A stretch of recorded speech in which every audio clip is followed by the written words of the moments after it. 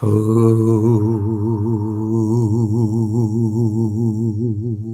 to the Bible Hour, and I've just realized we're on Wi-Fi. Let's turn that off right away. Not Wi-Fi, I mean wireless.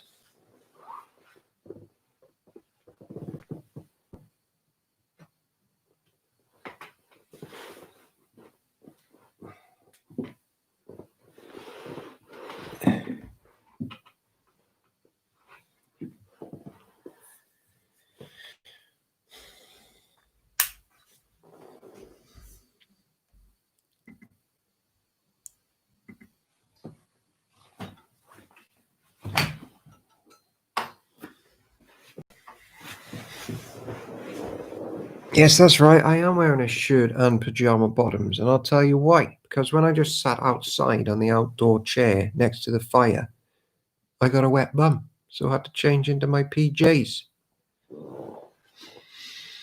Ladies and gentlemen, it is day 69 on the Bible Hour. We are way under the target of 470 days, and we are plowing through. So let's get the thing up there. That's what we want, I think, isn't it? The Bible.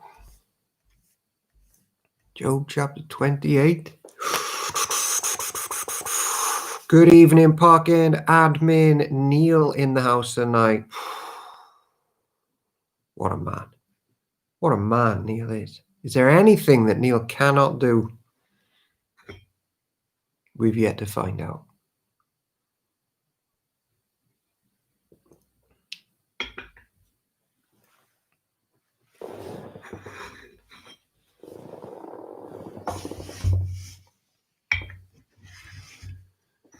Keep my wife happy, aye. Aye, aye.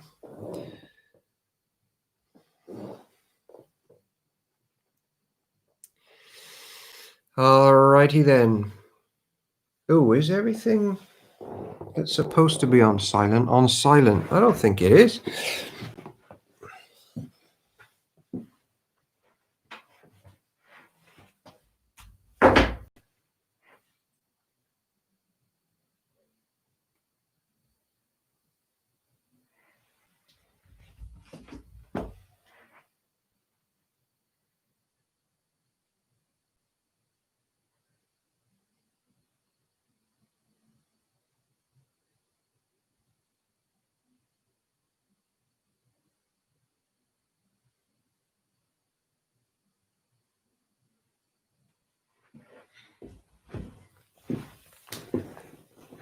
Done.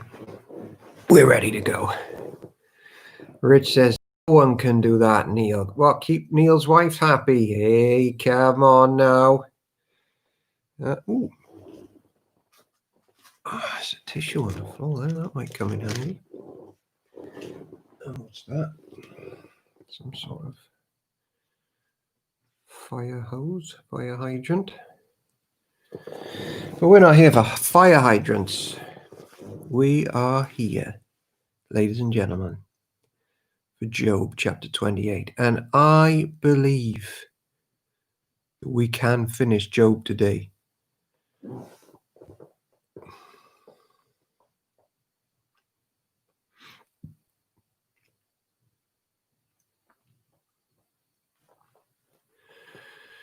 Paul Barrett, I actually started a sentence yesterday and didn't finish it. And when I came off air, I thought I didn't finish that sentence. And the sentence started yesterday by saying, the newsletter is either out today or tomorrow or Saturday, I think I said at the time. And in it, Bible Hour, there will be details of upcoming meetings on Zoom, such as a curry evening. And who knows, maybe from there we might have a tea and toast evening after one of our church services. Hopefully led by much more friendlier, warmer looking people than me. The Sunday service has a few surprises and twists and turns up its sleeve. That's going to be worth tuning in for.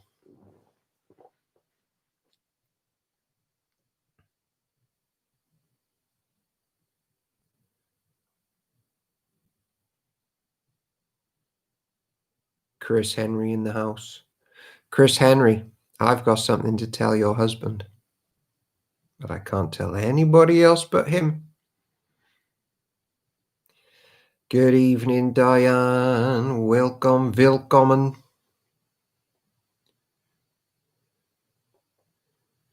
Park End has lost another member. Man, I can't even remember who died. Someone else has died, and I'm doing the funeral. But the problem is, today I've been working on the funeral of the other person that's died last week, Mr. Jim Prentice. But someone else has died. So that means that, what have I buried? 10, 11 Park Enders since January? 4 or 5 in lockdown. Park End, I mean, we're losing people to glory here. Anne Jenkins, yep, that is who I found out today has passed away. Or maybe I found out yesterday, I don't know anymore. But I know that I'm doing the funeral. He will await your WhatsApp.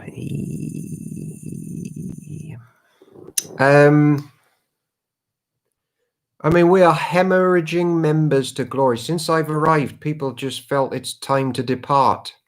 Better get out of here. So Park End, if you think that we can just sit about doing the same old stuff that we've always done, we're in trouble. Because after lockdown, the numbers are going to be lower. Lower.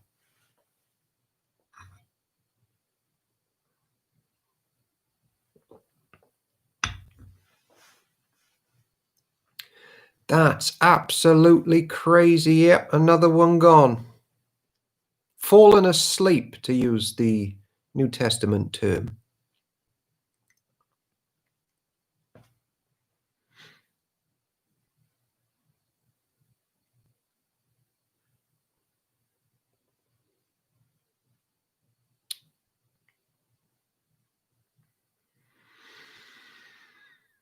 In 4 minutes' time, we will carry on with Job chapter 28. Things take an interesting turn from now on in.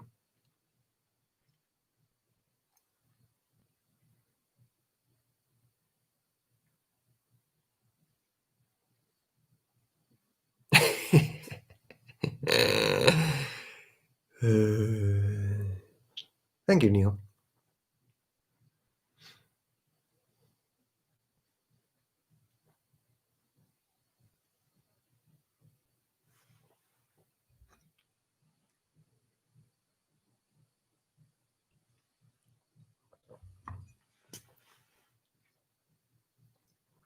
Welcome on in, young and old. Hey, evening all. Sue Roberts in the house. Hey, Sue, how did your appointment go today? Me and Rita were just talking about it. If you don't mind saying, don't feel you have to. Witty. Hey, is that what we call him? Witty. Petty boy in the house. Hey, I was just re-watching about Hezekiah's Tunnel today. Actually, this morning in bed it was. In fact, it took all my phone battery up, and I realized that my phone is so broken now, I can't even charge it. I need a new phone. Maybe I got one today. I didn't have an appointment today. I thought it was Friday today. I'm sorry, Sue Roberts.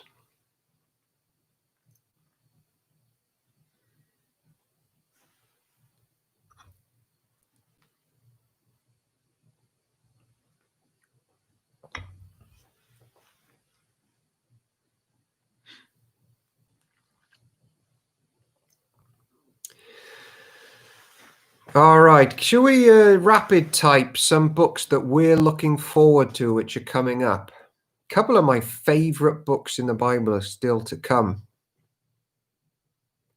Waiting to hear from the consultant. Yeah, I thought that was today, man. I thought that was today. What kind of books are you looking forward to? Well, not what kind of books, what books? Unless, of course, you want to say what kind of books, like the wisdom literature. Amos, Micah, Hosea, Sue Roberts looking forward to the Minor Prophets. Nice.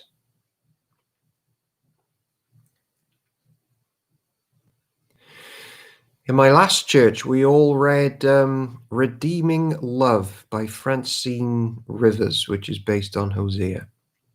Don't know why, just looking forward to it. That's the attitude, Chris Emery. Well done. North Star, welcome. Beware ye keen of Bashan. Psalms, says Diane Robbins. I'm going to release a bit of preamble to the Psalms during the day. If we get there for tomorrow or Sunday, I'm going to put some reading material out how to approach the Psalms properly. Revelation for Petit Bois, that's in December. So stay tuned.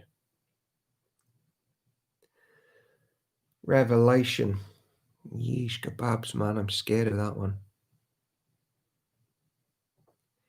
In 1 minute, we will read Job chapter 28. It is day 69, the yin yang. Hey, McDonald Lapper in the house. Welcome. If anybody wants to know when the projected Park End Church curry is, well, details are coming out with the newsletter tomorrow, I would imagine. Thank you, McDonald. Respect. And then if you want to access the code, you have to go through my very, very strict administrator who suffers no fools gladly. And you will have to give an account of your entire life and bank details, offer 3 proofs of address. We will be ringing 3 or 4 of your ex-girlfriends or boyfriends to see if you treated them fairly. And only then will she consider letting you in. Sue Hawkins in the house. Hey. All right, ladies and gentlemen, let's jump on in. Carrying on, Joe, and I think we're going to finish it today. I really do. And things are about to get super interesting.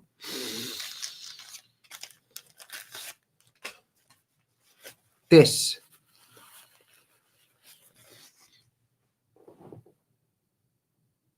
It's pouring with rain again. I can hear it. That's bad because I have to take the dogs out for wheeze and stuff. Ben Ricketts in the house. Welcome, my man. This is the word of the Lord. Thanks be to God. Job chapter 28. Job speaks of wisdom and understanding. People know where to mine silver and how to refine gold. They know where to dig iron from the earth and how to smelt copper from rock. They know how to shine light in the darkness and explore the farthest regions of the earth, and they search in the dark for ore. They sink a mine shaft into the earth far from where anyone lives. They descend on ropes, swinging back and forth. Food is grown on the earth above, but down below, the earth is melted as by fire. Here the rocks contain precious lapis lazuli, and the dust contains gold. These are treasures no bird of prey can see, no falcon's eye observe. No wild animal has walked upon these treasures, no lion has ever set his paw there. People know how to tear apart flinty rocks and overturn the roots of mountains. They cut tunnels in the rocks and uncover precious stones. They dam up the trickling streams and bring to light the hidden treasures. But do people know where to find wisdom? Where can they find understanding? Job making a case here, there's difference between knowledge and wisdom. Knowledge and wisdom.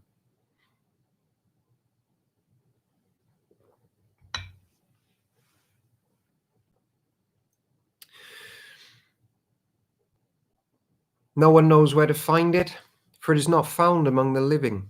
It is not here, says the ocean, nor is it here, says the sea. It cannot be bought with gold. It cannot be purchased with silver. It's worth more than all the gold of Ophir, greater than precious onyx or lapis lazuli. Wisdom is more valuable than gold and crystal. It cannot be purchased with jewels mounted in fine gold. Coral and jasper are worthless in trying to get it. The price of wisdom is far above rubies. Biography came out a couple of years ago, written by my friend Lynette G. Clark. It was about Dr. Martin Lloyd-Jones's wife, Bethan Lloyd-Jones. It was a biography, and it was called More Precious Than Rubies, which, now I think about it, actually isn't taken from this verse. It's from Proverbs 31, isn't it? Precious peridot from Ethiopia cannot be exchanged for it. It's worth more than the purest gold. But do people know where to find wisdom? Where can they find understanding? It is hidden from the eyes of all humanity. Hey, all right, Nick, welcome on in. Even the sharp-eyed birds in the sky cannot discover it. Destruction and death say, we've heard only rumors of where wisdom can be found. God alone understands the way to wisdom. He knows where it can be found, for he looks throughout the whole earth and sees everything under the heavens. He decided how hard the winds should blow and how much rain should fall. He made the laws for the rain and laid out a path for the lightning. Then he saw wisdom and evaluated it. He set in place and examined it thoroughly. And this is what he says to all humanity. The fear of the Lord is true wisdom. To forsake evil is real understanding. Job making a case against his friends that, hey, you can put a lot of effort into mining gold and coming up with clever schemes and saying clever things. But just like Jesus said in Matthew 11, wisdom is hidden, or the Lord God and his oracles and mine is hidden from the wise and the learned, so that God the Father may get pleasure from revealing himself to little children. Little children, the heart of church life. Job, chapter 29. Welcome on in if you're just joining us. It is 9:10 in the UK, GMT.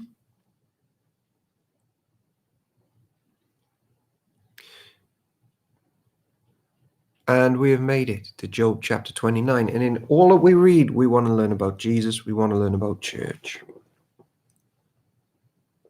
Job speaks of his former blessings.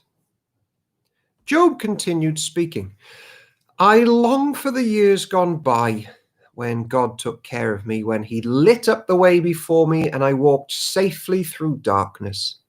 When I was in my prime, God's friendship was felt in my home. The Almighty was still with me, and my children were around me. My steps were awash in cream, and the rocks gushed olive oil for me. GMT +1. I almost said that. I did. That was the 20-second pause where I gazed into the sky. And then I started thinking about the program I grew up watching. What was that? Good Morning Britain or something, was it? Or GMT, but it's now called Good Morning Britain. There's an insight into my mind. Those were the days when I went to the city gate and took my place among the honored leaders. The young stepped aside when they saw me, and even the aged rose in respect at my coming.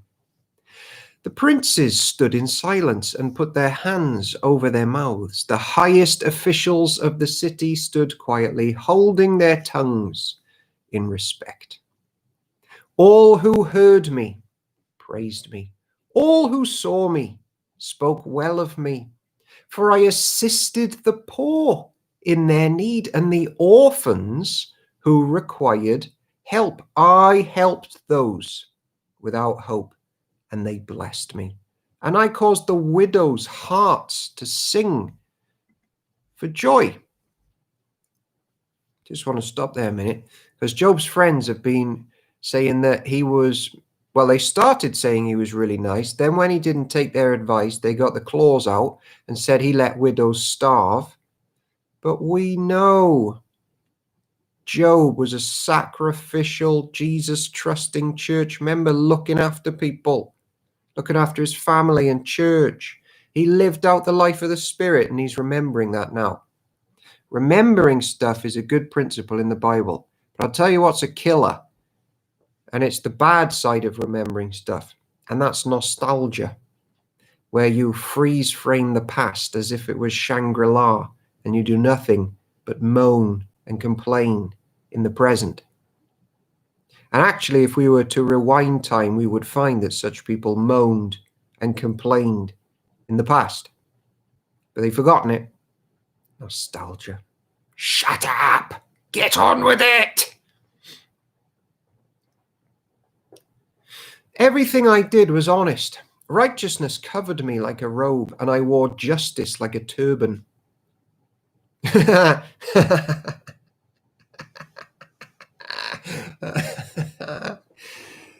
Ricky B. Nostalgia's not what it used to be. Wow. Gold. I wore justice like a turban. I served as eyes for the blind and feet for the lame. I was a father to the poor and assisted strangers who needed help. This is the life of the church, isn't it? This is Spirit-filled life. I broke the jaws of godless oppressors and plucked their victims from their teeth. I thought, surely I will die surrounded by my family after a long, good life. For I am like a tree whose roots reach the water, whose branches are refreshed with the dew. New honors are constantly bestowed on me, and my strength is continually renewed. Any jawbreaker needed? Yes, when victims need to be plucked from people's teeth, you have consent to break jaws, Nehemiah style. Everyone listened to my advice. They were silent as they waited for me to speak. And after I spoke, they had nothing to add, for my counsel satisfied them. They longed for me to speak as people long for rain. They drank my words like a refreshing spring rain. When they were discouraged, I smiled at them. My look of approval was precious to them. Like a chief, I told them what to do. I lived like a king among his troops and comforted those who mourn. Job, a proper Spirit-filled church member there, using his power and influence and wisdom to serve people and the poor and the needy.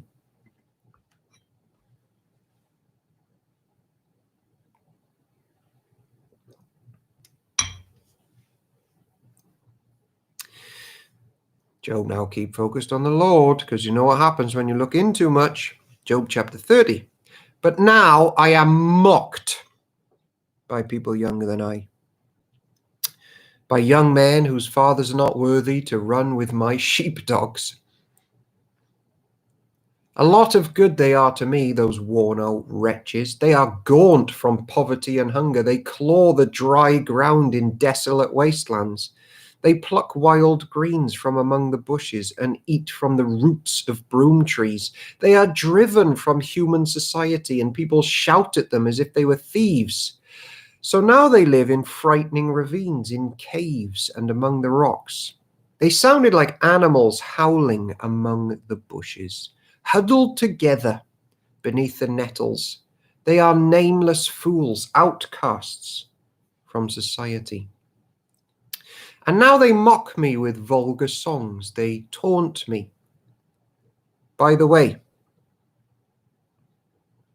let me read a Warren Wiersbe quote. Warren Wiersbe, a Bible commentator, says, Job experienced sufferings similar to those of our Lord Jesus Christ. The basest of people falsely accused him, Matthew 26, spat upon him, Matthew 26, ridiculed him while he was suffering, Luke 23, and he became the song of the drunkards, Psalm 69. Job didn't know it, but he was being honored by God to share in the fellowship of his Christ's sufferings. Philippians 3 verse 10. Though sitting in an ash heap, Job had been promoted in the highest possible way. That's powerful. They despise me and won't come near me except to spit in my face. For God has cut my bowstring. He has humbled me. So they have thrown off all restraint. These outcasts oppose me to my face. They send me sprawling and lay traps in my path. They block my road and do everything they can to destroy me. They know I have no one to help me. Yeah, it is, isn't it, MacDonald? They come at me from all directions. They jump on me when I am down. I live in terror now. My honor has blown away in the wind, and my prosperity has vanished like a cloud. And now my life seeps away. Depression haunts my days. At night, my bones are filled with pain, which gnaws at me relentlessly. With a strong hand, God grabs my shirt. He grips me by the collar of my coat. He has thrown me into the mud. I'm nothing more than dust and ashes. I cry to you, O God, but you don't answer. I stand before me, but you don't even look. It's interesting because in previous chapters, Job has actually said he is the watcher of me.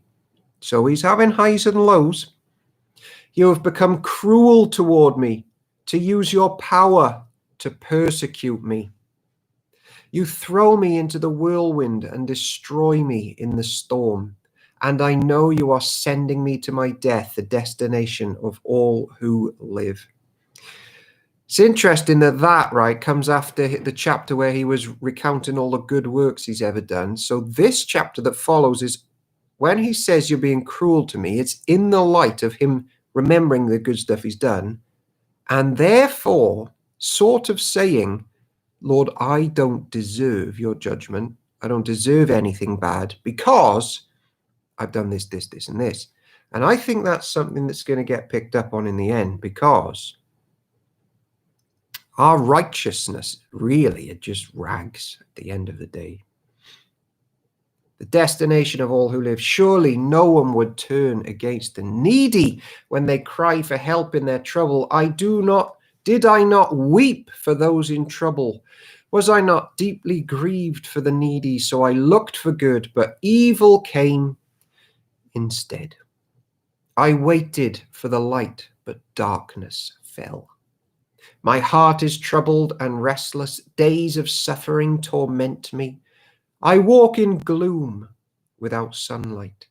I stand in the public square and cry for help. Instead, I am considered a brother to jackals and a companion to owls. My skin has turned dark, and my bones burn with fever. My harp plays sad music, and my flute accompanies those who weep.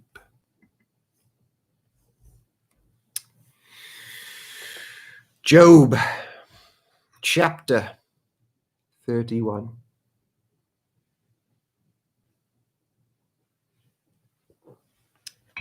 Is he going to oscillate again? Has he got more questions? Job's final protest of innocence. This, by the way, is one of the most famous verses in the Bible. Maybe not, but it is famous.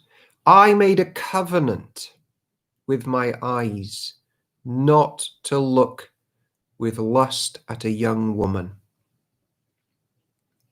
MacDonald, Job is not asking for a mediator anymore. You're right there. You're right. His eyes have gone off it because he's looking at his troubles again. And he's going to get picked up on that. Although possibly going off memory at the end of this chapter, he starts swinging back again.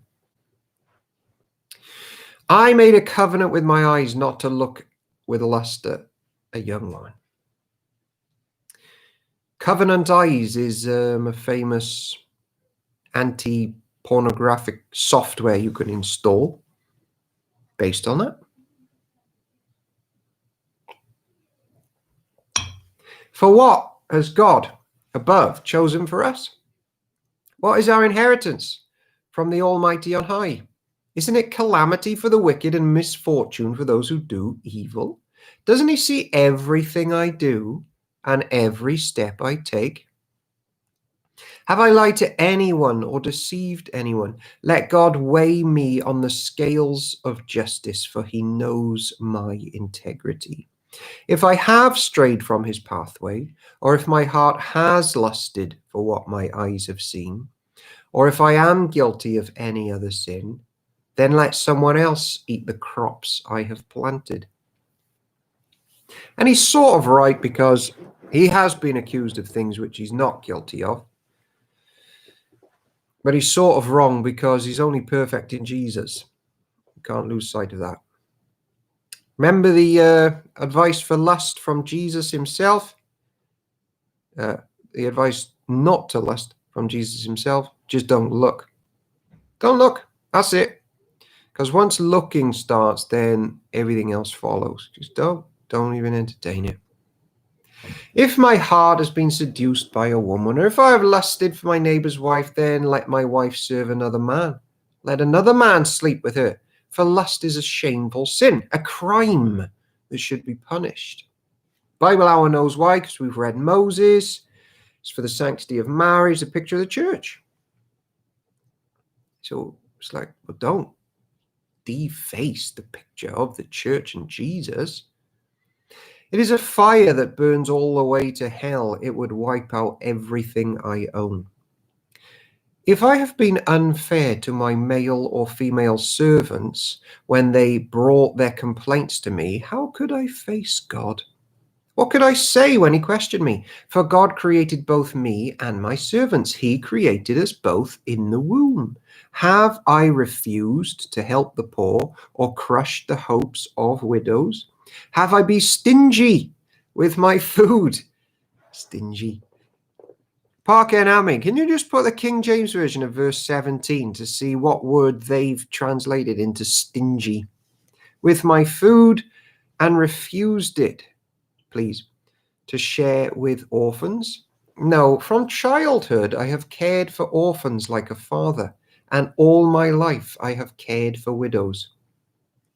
Whenever I saw the homeless without clothes and the needy without nothing to wear, did they not praise me for providing wool clothing to keep them warm? It's great that things like food banks and homeless work and shelter care is in the heart of the ancient church.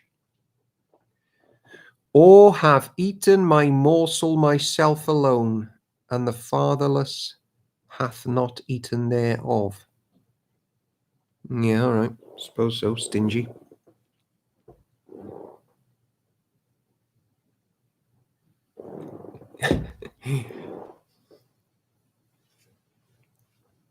If I raised my hands against an orphan, knowing the judges would take my side, then let my shoulder be wrenched out of place. Let my arm be torn from its socket. That would be better than facing God's judgment. That's exactly what Jesus says when dealing with lust again. For if the majesty of God opposes me, what hope is there? Have I put my trust in money or felt secure because of my gold? Have I gloated about my wealth and all that I own? Have I looked at the sun shining in the skies or the moon walking down its silver pathway and been secretly enticed in my heart to throw kisses at them in worship? If so, I should be punished by the judges, for it would mean that I had denied the God of heaven. Have I ever rejoiced when disaster struck my enemies, or become excited when harm came their way? He sounds, fair play to Job, like a top bloke, one you could really trust.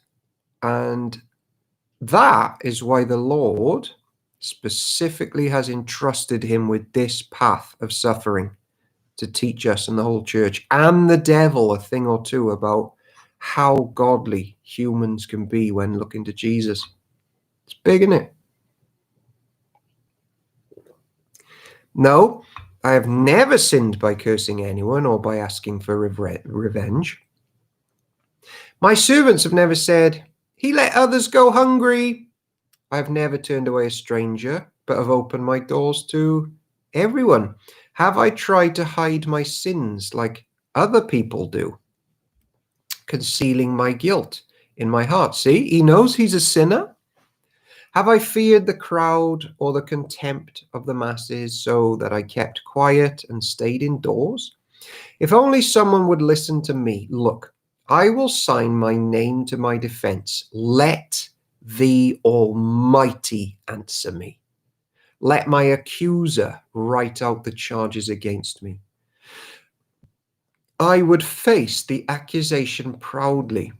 I would wear it like a crown, for I would tell him exactly what I have done. I would come before him like a prince. If my land accuses me and all its furrows cry out together, or if I have stolen its crops or murdered its owners, then let thistles grow on the land instead of wheat and weeds instead of barley. Job's words are ended. And there's this really powerful silence as he has actually now said, "Let the Almighty answer me." And there's a pause of silence. And ladies and gentlemen, in the sovereignty of the Lord and Bible hour timings, we come to a period of silence. It's called the halfway mark, where we take 69 seconds to dash to the kitchen or to the toilet or to the shower or to bring the washing in because it started raining, or to say hello to a loved one who's just walked through the door from work, or perhaps not, because we're not going to work at the moment, except we are.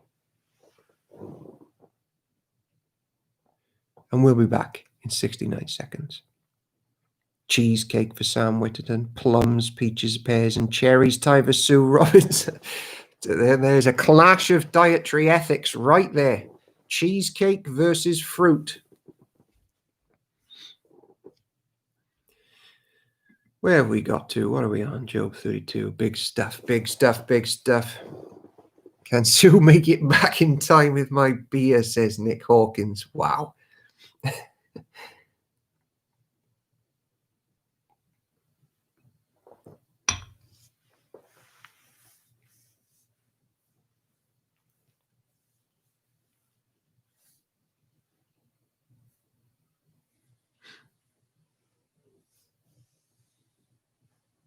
Neil's made it.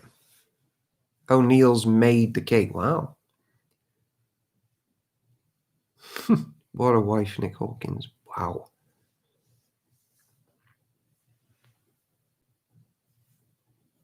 Jimmy's poured my whiskey. It is Park End basically Alcoholics Anonymous under the guise of a church. This chat is very revealing.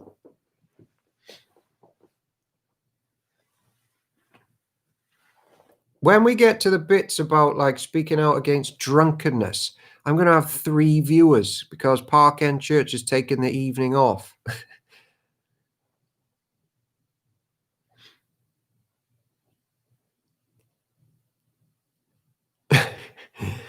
All right, it's Job chapter 32. Welcome on back from the halfway break. There's nothing anonymous about it. You're right there, Ricky MCB ABC.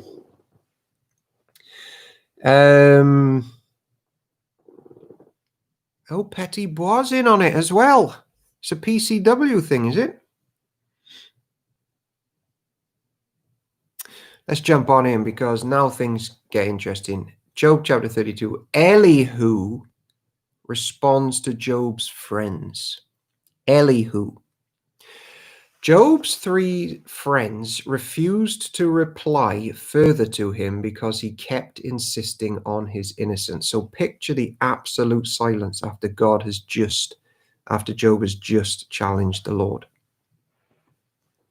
Diane, that's it, you see. That's why she's Elder of the Month, possibly next month. Glass of water with effervescent vitamin C tablets.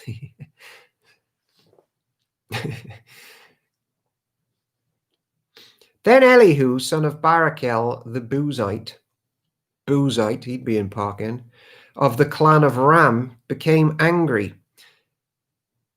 So Barachel the Buzite, clan of Ram, he's a descendant of Abraham, in other words, folks. So you got to listen to this guy.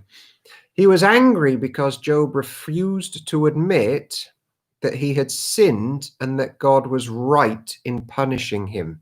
So there were times where Job was trusting in his own righteousness as if he had earned it all himself.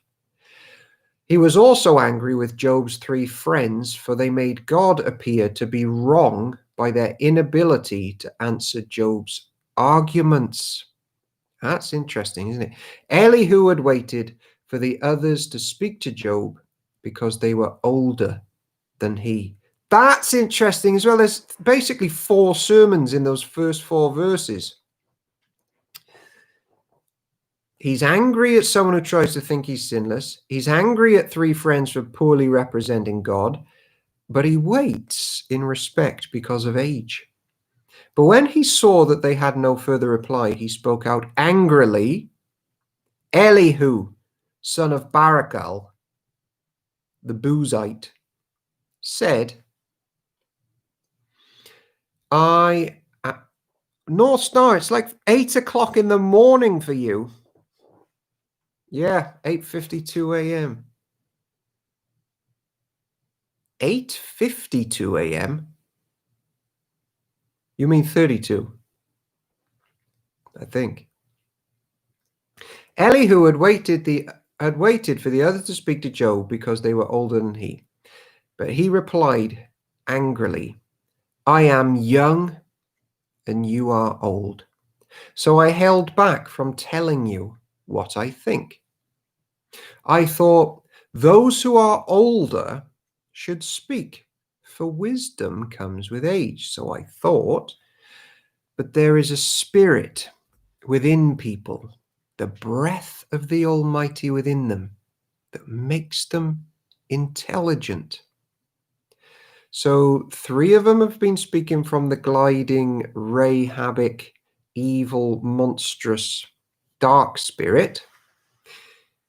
This man is about to speak with the breath of the Almighty. Sometimes the elders are not wise. Sometimes the aged do not understand justice. So listen to me and let me tell you what I think.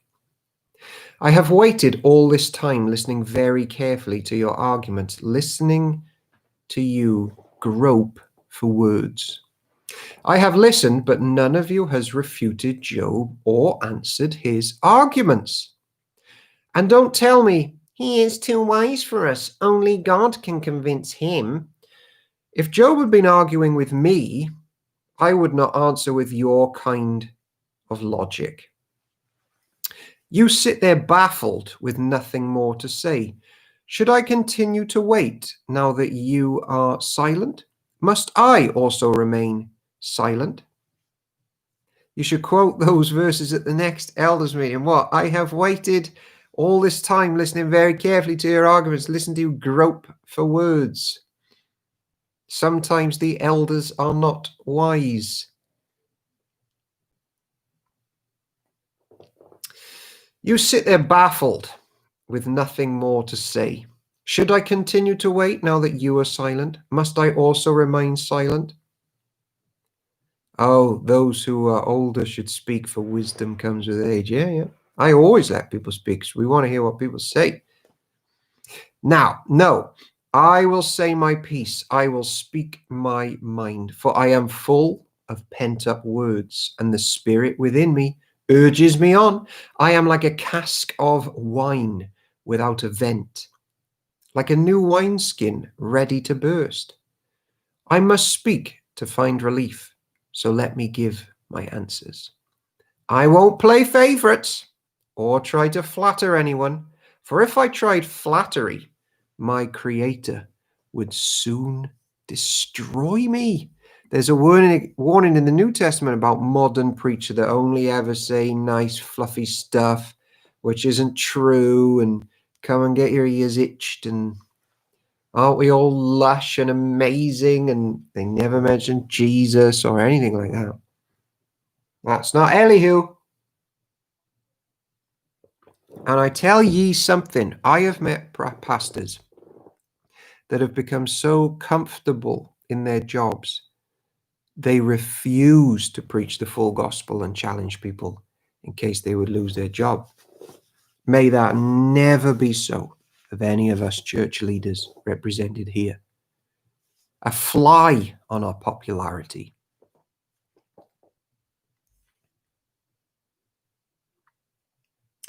Job chapter 33. Elihu presents his case to Job.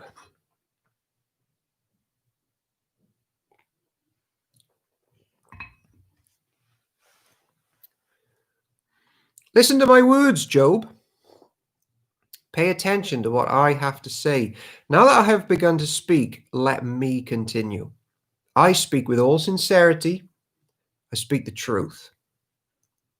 For the Spirit of God has made me, and the breath of the Almighty gives me life. Those of us who saw the spiritual life Pentecost talk at Park End on Pentecost Sunday, Leviticus 23, we quoted Job 33:4, trying to figure out what truly is spirit life. Answer me if you can, make your case and take your stand. Look, you and I both belong to God. I too was formed from clay.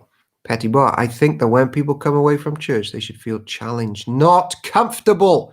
Exactly, man. And Elihu is about to do that. But look how he couches it. Couches it like this. I'm being sincere here. And you and I, we both belong to God. So this is in-house church fellowship now. So we're not out to get each other. We're not going to run off and just tell everybody else about this private chat we've had to do each other over and assassinate each other's character. I'm with you on this, Job. Now shut up and listen. So you don't need to be afraid of me. I won't come down hard on you. You have spoken in my hearing, and I have heard your very words. You said, I am pure. I am without sin. I am innocent. I have no guilt. God is picking a quarrel with me, and he considers me his enemy. He puts my feet in the stocks and watches my every move. But you are wrong, and I will show you why. For God is greater than any human being. So why are you bringing a charge against him? Why say he does not respond to people's complaints? Parkhead Church Admin, I think you should write a Bible in your words. Yeah. For God speaks again and again, though people do not recognize it. Right, pause there. Because Elihu is saying, you've been saying God hasn't been responding to you. But God speaks again and again. But because you've been blabbering on, you haven't perceived it. So he goes on. He speaks in dreams, in visions of the night, when deep sleep falls upon people as they lie in their bed. So, Bible Hour, don't write off if God speaks through dreams and visions. Don't write that off. Sometimes, yes, We've had too much, what are people drinking here? Vodka and grapefruit juice, and it's not a dream from the Lord. But like, if you read modern church history, like recent church history in countries where Christianity is evil, you hear testimonies about the Lord Jesus converting people in their dreams, and they've like woken up and gone to find a local church. It's powerful stuff. Don't write it off. When deep sleep falls on people as they lie in their bed, he whispers in their ears and terrifies them with warnings. Oh, yeah, he frightens people with judgment in dreams as well. That's really interesting, actually. And one day I'll tell you my testimony about when I became a Christian. Although I'm not so sure I did become a Christian then, but I tell you when God really spoke to me through a dream once. I'll do that one day. In fact, if there's time park end at the end of this, like for the last 2 minutes, I will go back to Job, whatever chapter we're in, verse 16, and tell you how I was once terrified in a dream. I don't think that's a good idea, admin. We have incest instead of ancestors, and furry instead of fury.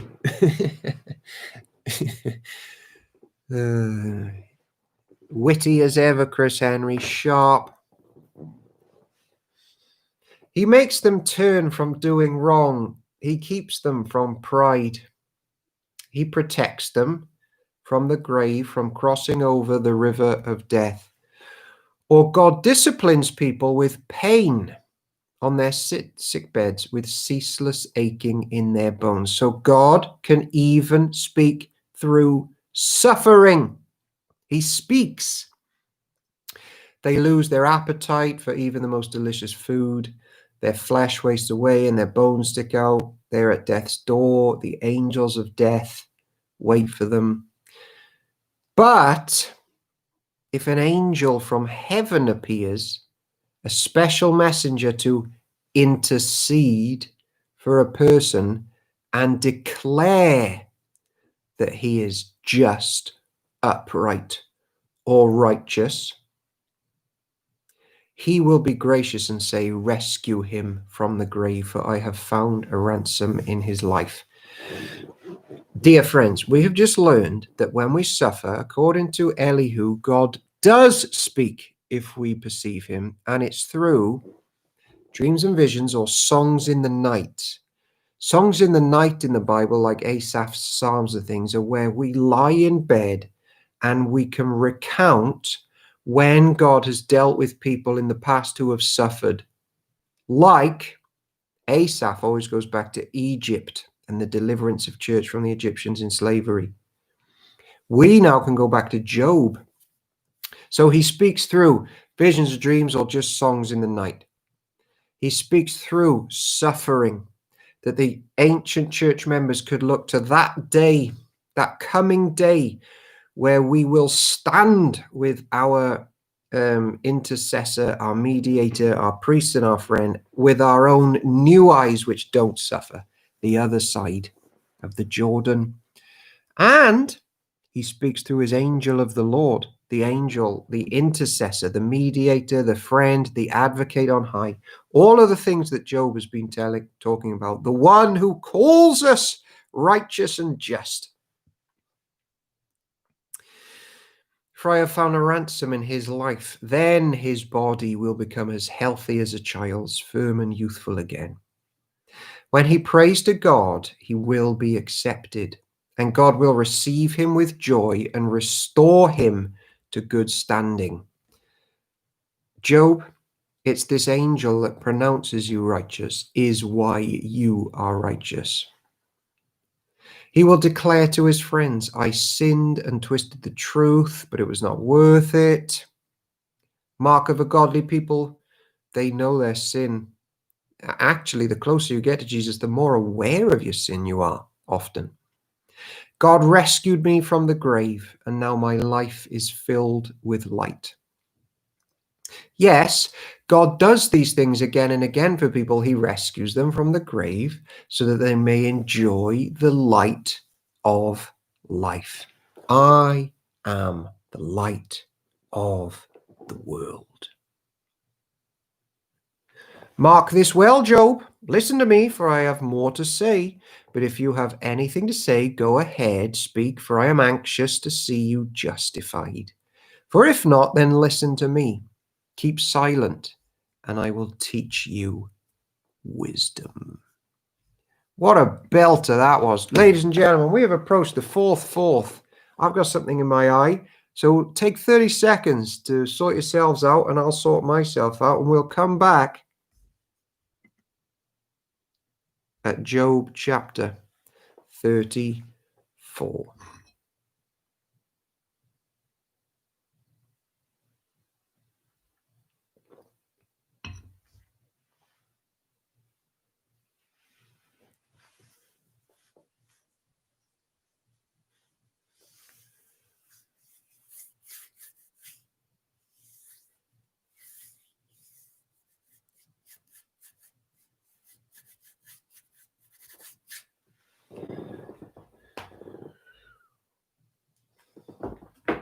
Don't forget, ladies and gentlemen, we're approaching Sunday where we've got a special treat on 6 o'clock, special something that I'm not going to say.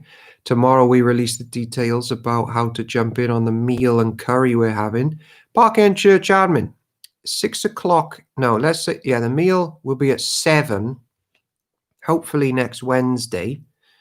What time will that be in New Zealand time? That's like 6 o'clock, isn't it? North Star, if you want to join us for a curry at 6 a.m., please do.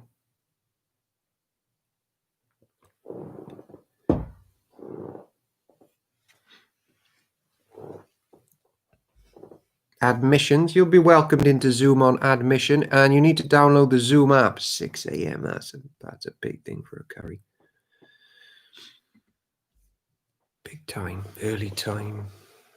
I will be there. Wow. You can have breakfast, though. You have breakfast. We'll have curry. Job chapter 34. Elihu accuses Job of arrogance. Then Elihu said, listen to me. Hey, Rhett Quigley, welcome. Protestants are heretics. They didn't exist before 1500 AD. I'm not going to deny. But right, Rhett, a few things here. First of all, I can't get into that right now because I've got 10 minutes to finish the book of Job. You know how it is. Protestants are heretics. That's a different thing to say that they existed. They didn't exist before 1500 AD. On that, you're right. That doesn't make them heretics. If you define heretic by assigning up to the faith handed down from the ancient scriptures and church tradition, from the apostles to the fathers enshrined in the ecumenical councils and creeds. I mean, if we're not deviating from that on the core doctrines, I'm not sure you could say that Protestants are heretics. They are part of the schism from 1054, where they broke from the one Orthodox Church. I'll give you that. But to claim that the Orthodox Church has exclusivity on truth and that all other branches of Christianity, therefore, are heretics, even though they hold to the same core doctrines, not even Orthodox bishops say that, because I know what they say. Rhett Quigley, if you want to chat more about that, paste a link on our Facebook page, which the admin will post here. Please write something about that stuff, because I love church history, but I can't talk to you about it anymore until later. Job chapter 34. Elihu accuses Job of arrogance. Then Elihu said, listen to me, you wise man. Pay attention, you who have knowledge. Job said, the ear tests the words it hears, just as the mouth distinguishes between foods. So let us discern for ourselves what is right. Let us learn together what is good. For Job also said, I am innocent, but God has taken away my rights. I am innocent, but they call me a liar. My suffering is incurable, though I have not sinned. Tell me, has there ever been a man like Job with this thirst for irreverent talk? He chooses evil people as companions. He spends his time with wicked men. He has even said, "Why waste time trying to please God?" Listen to me, you who have understanding. Everyone knows that God doesn't sin. The Almighty can do no wrong. He repays people according to their deeds. He treats people as they deserve. Truly, God will do no wrong. The Almighty will not twist justice. Did someone else put the world in his care, who set the whole world in place? If God were to take back his spirit and withdraw his breath, all life would cease and humanity would turn again to dust. There we are again. Spirit of God gives life, not isolated, ethereal, theological study where the world goes to pot. He gives life, and people flourish when they've got the Spirit of God as humans in the image of the human Jesus. Now listen to me, if you are wise, pay attention to what I say. Could God govern even if he hated justice? Are you going to condemn the Almighty Judge? For he says to kings, "You are wicked," and to nobles, "You are unjust." He doesn't care how great a person may be. He pays no attention to the rich than to the poor. No more attention, sorry. In a moment they die. In the middle of the night they pass away. The mighty are removed without human hand. For God watches how people live. He sees everything they do. No darkness is thick enough to hide the wicked from his eyes. We don't set the time when we will come before God in judgment. He brings the mighty to ruin without asking anyone, and he sets up others in their place. He knows what they do, and in the night he overturns and destroys them. He strikes them down because they are wicked, doing it openly for all to see, for they turned away from following him. They have no respect for any of his ways. What's Elihu doing here? He's saying that God is not unjust to even let Job suffer, and he's not worth serving because he can do no wrong. So what he does is right and good. And it would be unjust for him. It would not be unjust for him to just hide away and let us all get on with it and perish and withdraw his spirit. That would be a just response to a godless world that hates God and just thinks that we're good enough ourselves and we'd be all right being our own gods. But actually, he doesn't ignore the world. Verse 29, verse 28, they caused the poor to cry out, catching God's attention. He hears the cries of the needy. But if he chose to remain quiet, who can criticize him? When he hides his face, no one can find him, whether an individual or a nation. He prevents the godless from ruling, so they cannot be a snare to the people. Why don't people say to God, "I have sinned, but I will sin no more"? Or, "I don't know what evil I have done. Tell me if I have done wrong. I will stop at once." Must God tailor his justice to your demands? But you have rejected him. The choice is yours, not mine. Go ahead, share your wisdom with us. After all, bright people will tell me, and wise people will hear me say. Job speaks out of ignorance. His words lack insight. Job, you deserve the maximum penalty for the wicked way you have talked. For you have added rebellion to your sin. You show no respect and you speak many angry words against God. So, ladies and gentlemen, it is an evil thing to say that God is evil when he allows difficult times to come on people on planet Earth. That's how good God is, and his character is that good that even the accusation is evil. Job chapter 35. Will we get through it? Oh yeah, we will. It's tiny. Job chapter 35.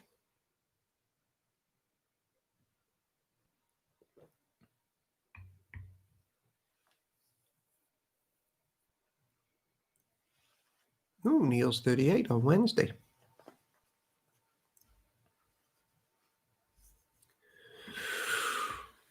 Then Elihu said, "Do you think it is right for you to claim I am righteous before God? For you also ask, what's in it for me? What's the use of living a righteous life? I will answer you and all your friends too. Look up into the sky and see the clouds high above you. If you sin, how does that affect God? Even if you sin again and again, what effect will it have on him?" MacDonald, my country is going for a presidential election in 2 weeks. I pray that God prevents ungodly leaders from ruling Malawi. Yeah, you should pray that. And actually, MacDonald, you should record yourself and send it in so that on Sunday or week Sunday, we can all join in with you praying as well. Put that as a little prayer entry, Mucky D.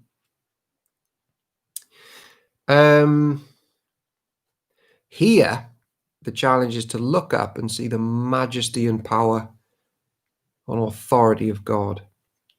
If you sin, how does that affect God? Even if you sin again and again, what effect will it have on him? If you are good, is this some great gift to him? What could you possibly give him? No, your sins affect only people like yourself, and your good deeds only affect humans. People cry out when they are oppressed. They groan beneath the power of the mighty, yet they don't ask, where is God, my creator, the one who gives songs in the night? Where is the one who makes us smarter than animals and wiser than birds of the sky? And when they cry out, God does not answer because of their pride. But it is wrong to say God doesn't listen, to say the Almighty isn't concerned.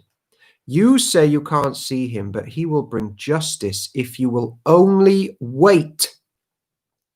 You say he does not respond to sinners with anger and is not greatly concerned about wickedness, but you, Job, are talking nonsense. You have spoken like a fool. It is wrong to say God doesn't listen or to say the Almighty isn't concerned. Now, before I close this off, let me paste something important on what MacDonald said.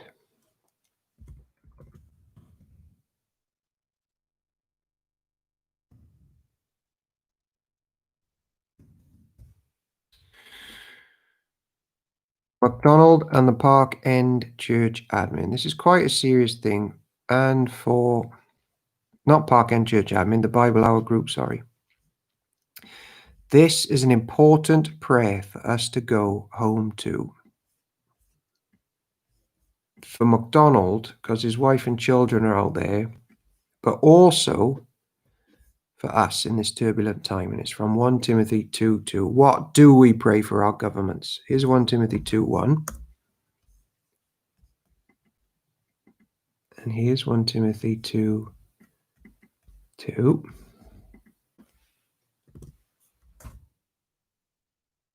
Here's 1 Timothy 2:3. We can pray a God-pleasing prayer. I urge then, first of all, Bible Hour, that petitions, prayers, intercession, and thanksgiving be made for all people in Malawi and Britain, for kings, and for all those in authority, from Boris to the election in Malawi. That, here comes the substance of our prayer, we may live peaceful and quiet lives in all godliness and holiness. This is good and pleases God our Saviour. So the Word of God tells us to pray for MacDonald and us the following things: that whoever comes into power has the wisdom from above to do what? To enable church to live peaceful and quiet lives and be godly and holy. Because when that happens, the gospel spreads and hearts are changed more than any political scheme that doesn't involve Jesus. That, says God, is pleasing to me. This is the word of the Lord. Thanks be to God. God willing, we will be back for a weekend of it. 9 o'clock tomorrow, where we will finish off Job and we'll start the next book of the Bible, which I think is my favorite book of the Bible. Bye for now.